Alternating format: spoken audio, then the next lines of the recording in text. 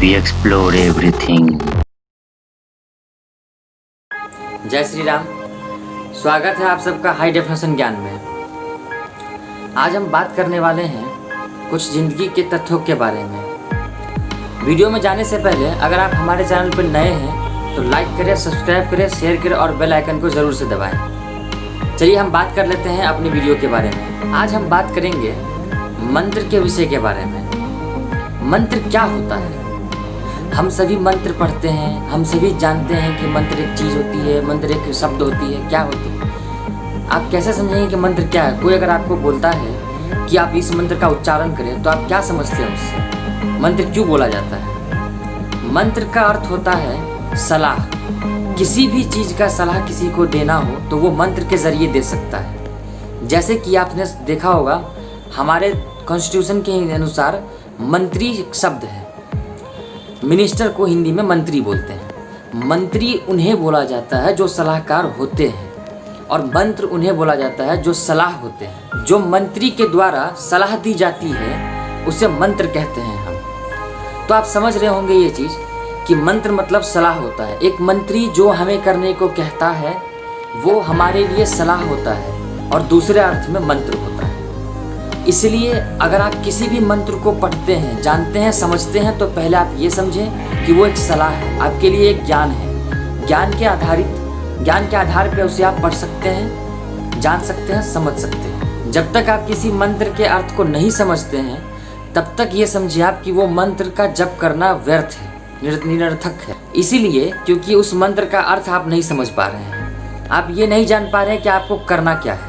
बस आप एक उच्चारण ले रहे हैं, एक शब्द का उच्चारण ले रहे हैं जिससे आप ये नहीं समझ पाएंगे कभी भी कि वो क्या चीज़ है। सो मेरी रिकमेंडेशन ये है कि पहले आप मंत्र के अर्थ को समझें। किसी भी मंत्र को आप पढ़ते हैं तो पहले आप ये समझें कि उस मंत्र में क्या कहना चाहता है और उस मंत्र को आप पढ़ना शुरू करें। ये बात मैंने इसलिए शुरू किया है आज बिकॉज आप देख रहे हैं कि इस देश में या किसी भी देश में, अभी फ़िलहाल पूरे दुनिया की ही बात कर रहा हूँ मैं, कितनी भयंकर बीमारी से हम लड़ रहे हैं, कितने आपदाओं से हम लड़ रहे हैं। जैसे कि कोरोना जैसी बीमारी हो गई, आपदा आ रही है, तूफान आ रहे हैं, बारिश हो रही है ज़्यादा, बाढ़ आ रही है, भूकंप आ रहे हैं, अर्थक्वेक हो रहे हैं। ऐसे में हम सभी को घर में रहने का आदेश दिया जाता है और हम सभी क्या करते हैं, घर से बाहर निकल जाते हैं ये सोचकर कि हम तो बहुत शक्तिशाली हैं, हमें कौन रोकेगा। सवाल यहाँ आपको रोकने का नहीं है, सवाल यहाँ आपकी हिम्मत का भी नहीं है और आपके शक्तिशाली होने का भी नहीं है। सवाल यहाँ है आपके सुरक्षा का। अगर आपसे कहा जाता है कि आप घर के अंदर रहें, बाहर ना निकले, तो इनसे उन्हें कोई फ़ायदा नहीं है। हमारे गवर्नमेंट को या किसी भी देश के गवर्नमेंट को कोई फ़ायदा नहीं है। इनसे बस हमारे देश को ये फ़ायदा है कि आप बीमार नहीं पड़ेंगे, आप अपने घर में स्वस्थ रहेंगे और अपने परिवार वालों को भी स्वस्थ रखेंगे। इसीलिए अगर कोई सलाह दी जाती है तो आप उसे निश्चय ही पालन करें। हमारे देश में या किसी भी देश में किसी मंत्री के द्वारा कोई सलाह दी जाती है तो उसे आप एक मंत्र के रूप में धारण करें। आप ये सोचें कि वो आपके लिए एक मंत्र है और उसे आपको स्वीकार करना है और उसे पालन करना है। इसीलिए बात मैं बोल रहा हूँ आपसे बिकॉज आज हमारे देश में कोरोना का संख्या बढ़ते जा रहा है, ये रुकने का नाम ही नहीं ले रहा। और ऐसे में दिक्कत ये है कि ये बढ़ते बढ़ते इतनी ज़्यादा बढ़ जाएगी जो हमारे हर घर में एक कोरोना पॉजिटिव मिलने लगेंगे। सो आपसे दरख्वास्त है कि आप लोग घर से ना निकलें, ज़रूरत हो, बहुत ज़्यादा ज़रूरत हो तो ही घर से बाहर निकले। बात करते हैं अलौकिक मंत्र के बारे में। उसका अर्थ भी सलाह ही होता है। जैसे मैंने बताया पहले आपको एक मंत्र की बात बताया, मंत्र का मतलब होता है सलाह, वैसे ही अलौकिक मंत्र का मतलब भी सलाह ही होता है। बस अंतर ये है कि अलौकिक मंत्र को हम एकाग्र होकर, शांतचित्त होकर ध्यान जप करते हैं। इससे हमारे छठी इंद्रियों को बल मिलता है जिससे आपकी नकारात्मक सोच या शक्ति कम होने लगती है और सकारात्मक शक्ति या सोच बढ़ने लगती है। मंत्र के उच्चारण से ध्वनि तरंग या वाइब्रेशन हमारे शरीर में उत्पन्न होती है जिससे काफ़ी सारी बीमारियों से हम लड़ सकते हैं। जैसे कि किसी को अगर हार्ट की शिकायत है, हार्ट की प्रॉब्लम है, तो ध्वनि तरंग से उसमें बल मिलता है। शंख बजाते हैं तो उनसे जो ध्वनि निकलती है उनसे भी यही चीज़ होता है।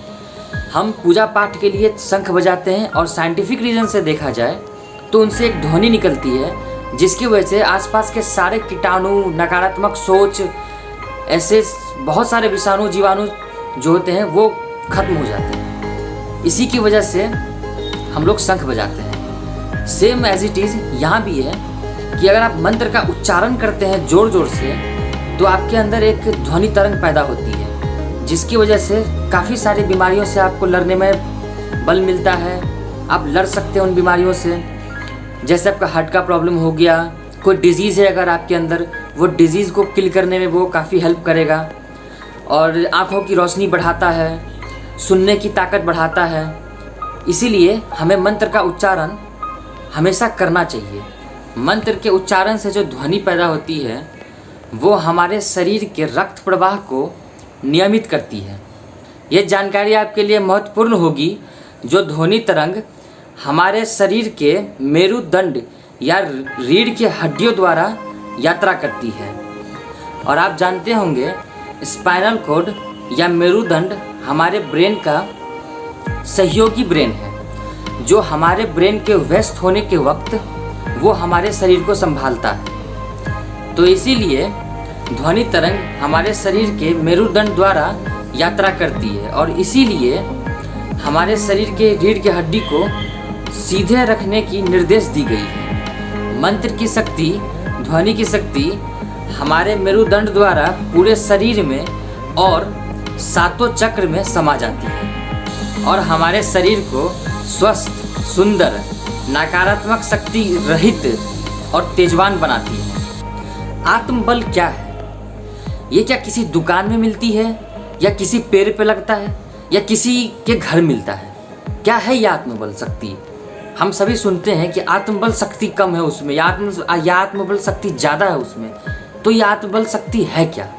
आत्मबल शक्ति कोई दवा नहीं, किसी दवा के दुकान पे नहीं मिलती, कोई फल नहीं है, किसी फल वाले पेड़ पे नहीं मिलते, ना किसी के फूफा के यहाँ मिलते हैं। आत्मबल शक्ति एक सकारात्मक सोच की ऊर्जा से पैदा होने वाली एक शक्ति है। जब हम ध्यान में होते हैं, एकाग्र करते हैं, तो हमारी सकारात्मक शक्ति बढ़ने लगती है और यहीं से स्टार्ट होता है आत्मबल की शक्ति का उत्पन्न होना।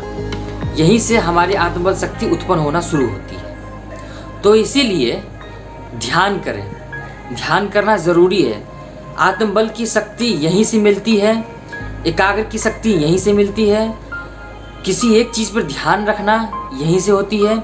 सो आप सभी से गुजारिश है कि ध्यान करें, मंत्र का उच्चारण करें ताकि अपने आप को स्वस्थ रख सके, मनोबल को बढ़ा सके, नकारात्मक शक्ति को दूर कर सके और साथ ही अपने आत्मबल को बढ़ावा दे सके। तो आज आपने देखा मनोबल और आत्मशक्ति कैसे बढ़ाया जाए। और इसी के साथ आज का वीडियो मैं समाप्त करता हूँ। अगले दिन अगले वीडियो के साथ फिर हाजिर होऊंगा आपके साथ। तब तक के लिए लाइक करें, सब्सक्राइब करें, शेयर करें और बेल आइकन को ज़रूर से दबाएं। We explore everything. जय हिंद, जय भारत, वंदे मातरम। नमस्कार दोस्तों।